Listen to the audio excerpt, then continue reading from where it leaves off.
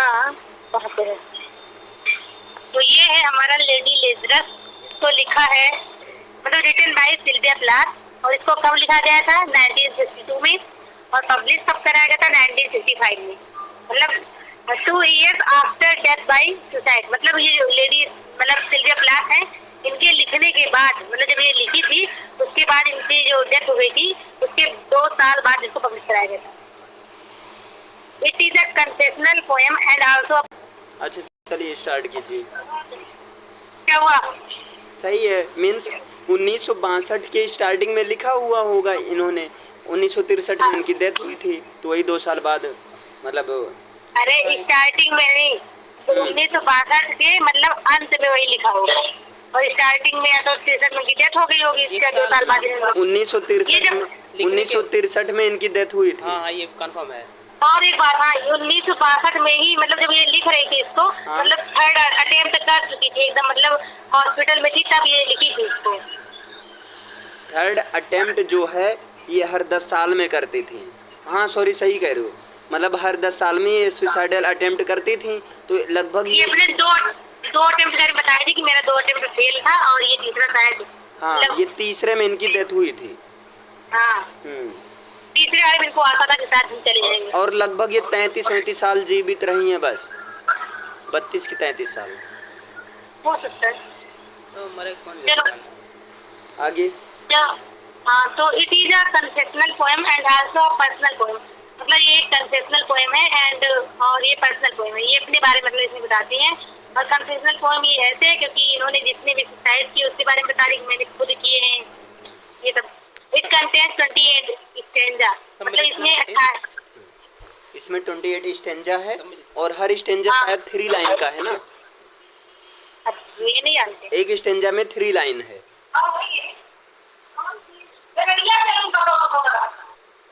Next.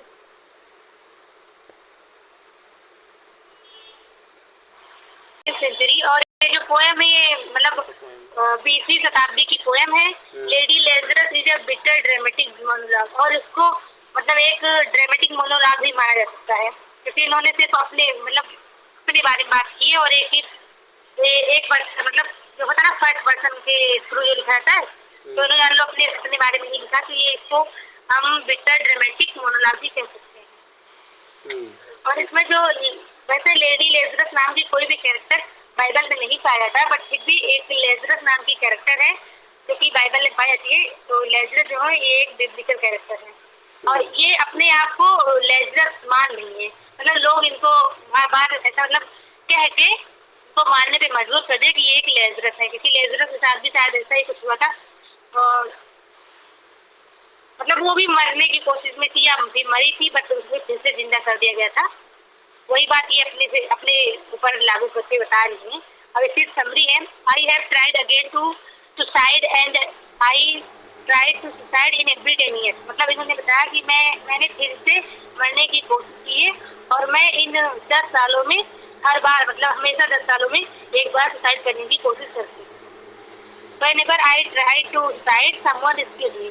जब कभी मैं बता रही हूँ, जब कभी मैं मतलब मरने की कोशिश करती हूँ, कोई ना कोई आके मुझे बचा लेता है। एंड आई एम मिरेकल, और कहता है कि मैं एक मिरेकल हूँ।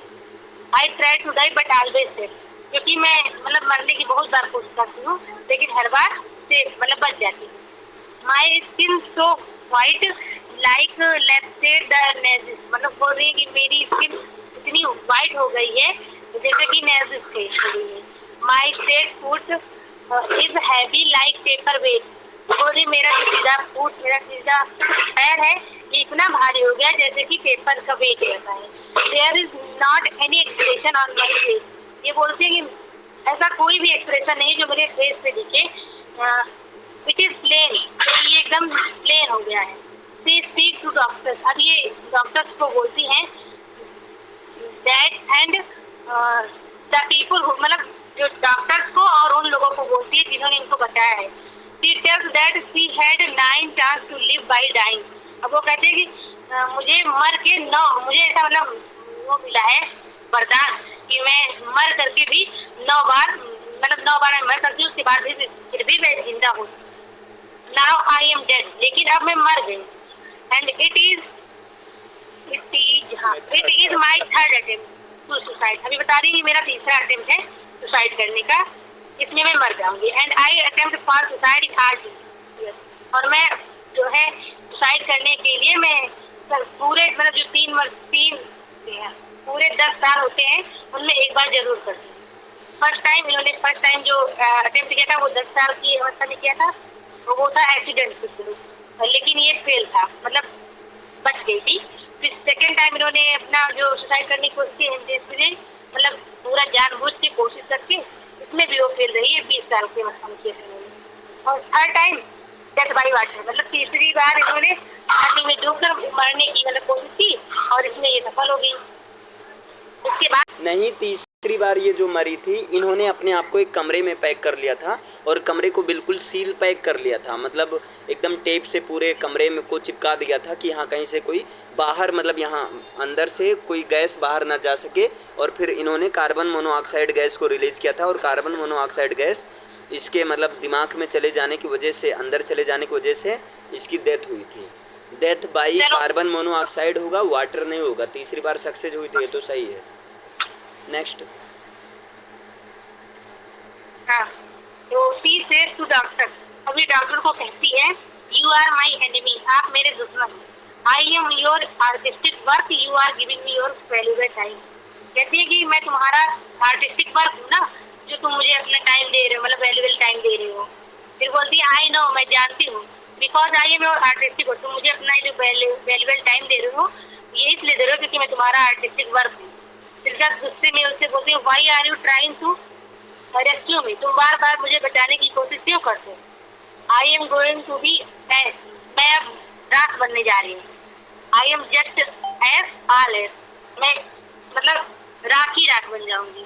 इन एस, और उस जो राख में, देयर इज नॉट एनीथिंग, वहाँ कुछ नहीं मिलेगा, मतलब मेरी हड्डियाँ नहीं मिलेंगी तुमको, ना ही मेरी मांस मिलेगी। ओनली वेडिंग रिंग, मतलब जो इन्होंने शादी की थी, उससे रिंग पहनी थी उंगलियों में, बोली केवल क्या हुआ। Next continue. हाँ, तो फिर बोली कि वही वेडिंग रिंग मिलेंगे एंड टूथ गोल्ड फिलिंग, और इन्होंने अपने दांत में मतलब सोना लगवाया था, तो बोलते और जो दांत में लगा हुआ गोल्ड फिलिंग है वही मिलेगा।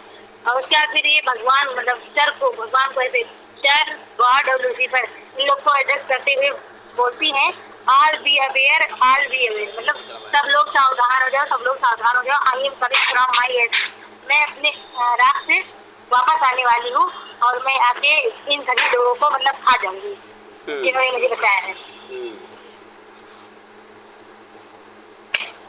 नेक्स्ट। हमारा सेंट्रल आइडिया, एक मिनट